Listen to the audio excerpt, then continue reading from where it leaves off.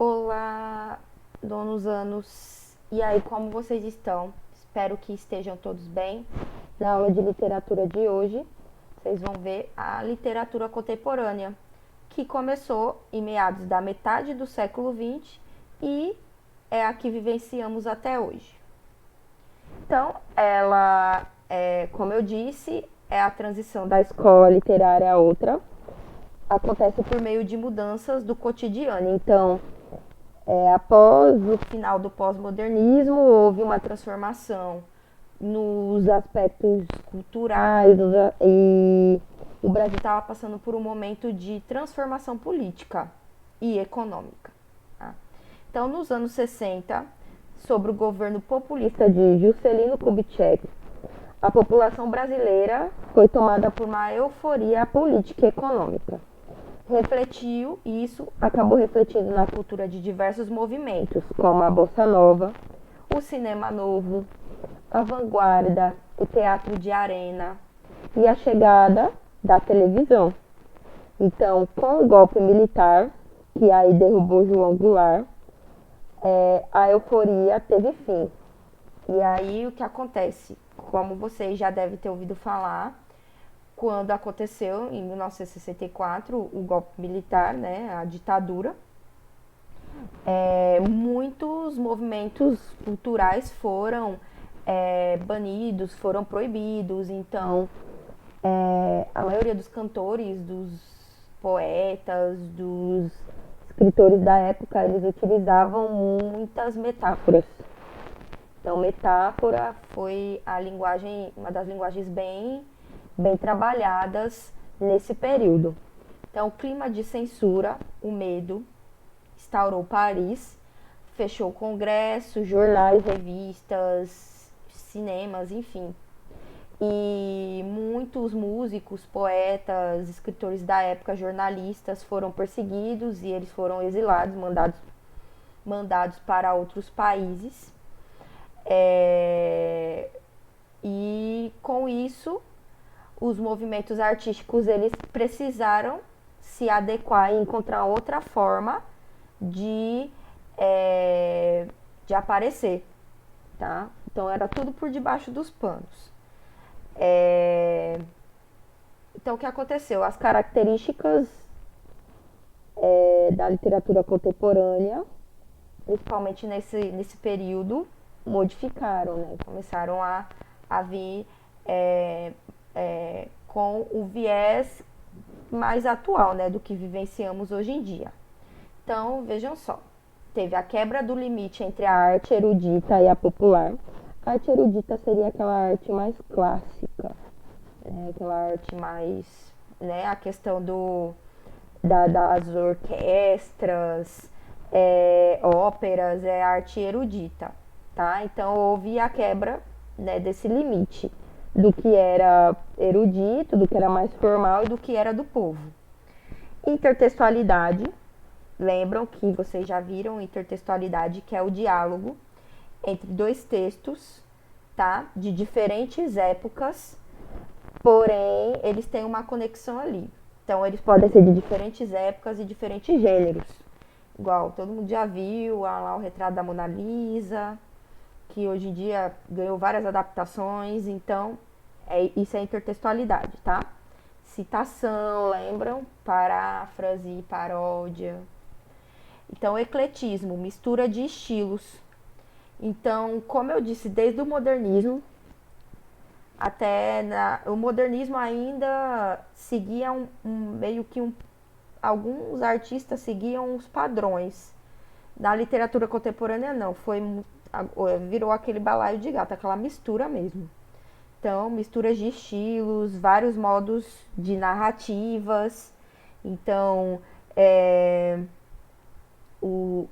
uma narração mais pessoal, algo mais psicológico, enfim, começaram a surgir.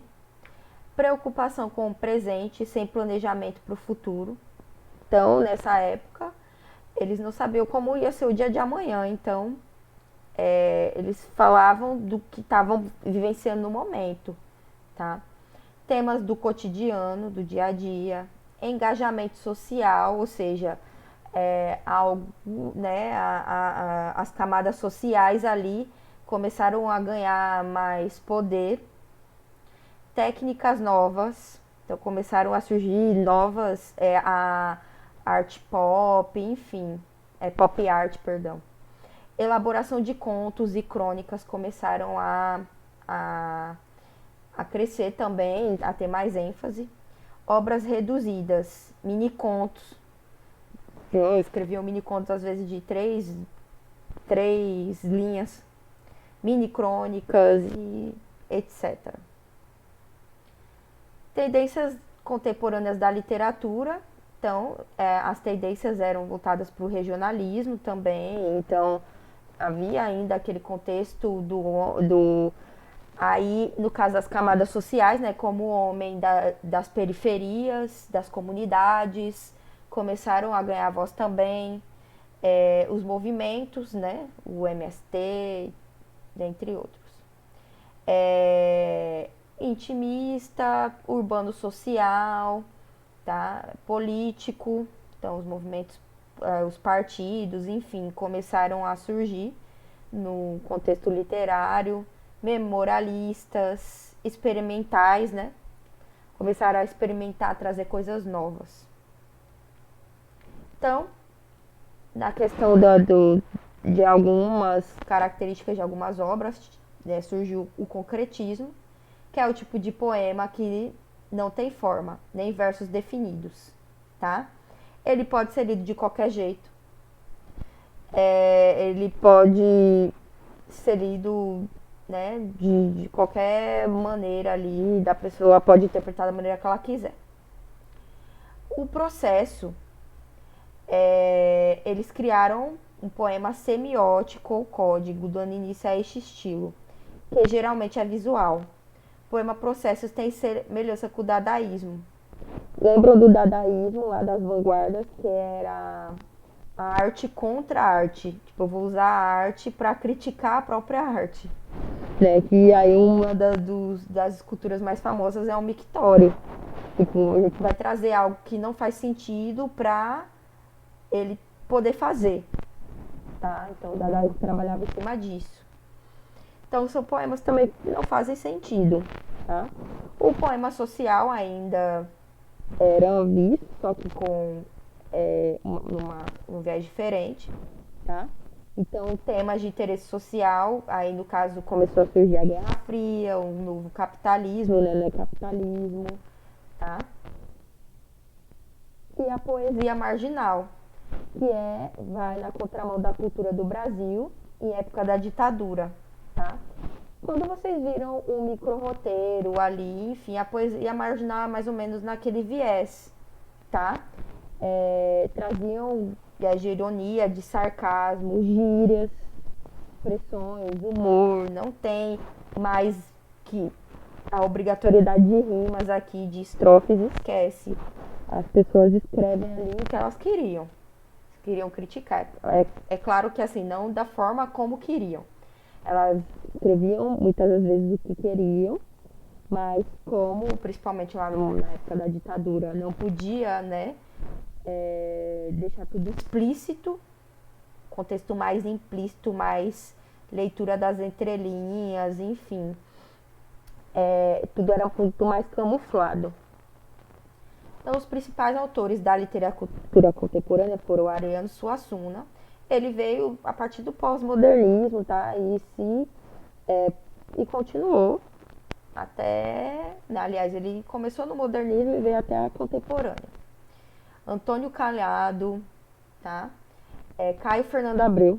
Nossa, o que tem de texto de Caio Fernando Abreu nas redes sociais? Eu acho que vocês já devem ter visto algum poema dele, alguma coisa dele. Cora Coralina, né? Já ouviram falar dela também. E Ferreira Goulart. Ele também começou lá do modernismo, do pós-modernismo e veio até a literatura contemporânea. Então é isso, pessoal. Nesta aula eu não vou deixar tarefa, tá? Vou estar nas aulas seguintes, vamos dar profundidade e continuidade no assunto e aí trarei uma atividade para vocês estarem fazendo. Por enquanto é só uma parte introdutória. Então é isso, dúvidas, com relação às outras atividades, né? De redação, enfim, que vocês tiverem. Meu Instagram, professoriana. Beijos. Até a próxima aula.